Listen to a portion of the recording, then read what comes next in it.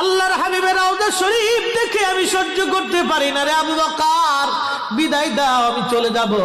চলে গেলেন নবীর পাগল। সিরিয়ার দামেস্কে যাওয়ার পরে কিছুদিন পরে নবীজি স্বপ্ন দেখায়, কিরে বেলাল, এটা কেমন জুলুম, কতদিন হলো তোমার কণ্ঠের আজান শুনি না।